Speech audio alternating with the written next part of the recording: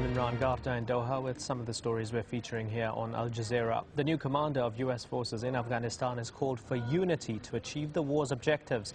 General David Petraeus' comments come after the deadliest month for international forces in Afghanistan since the war began in 2001.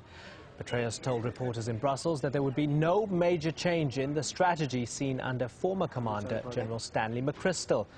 Military analyst Crispin Cuss told us that's not surprising. Petraeus was his boss.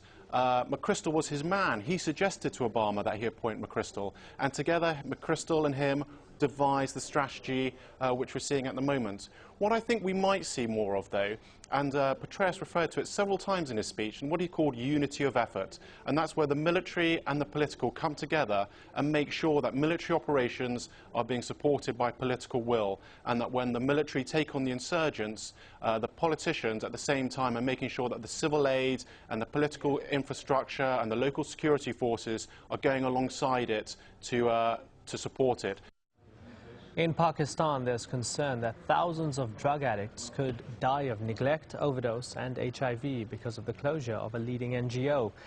New Life charity organization, which offers rehabilitation and support to drug users, has been shut down after a dispute with the government.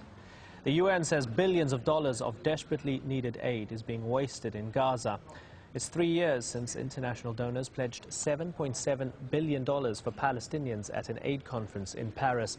But the UN has found that the money is useless to people living in Gaza, where building materials are banned by Israel as part of their blockade.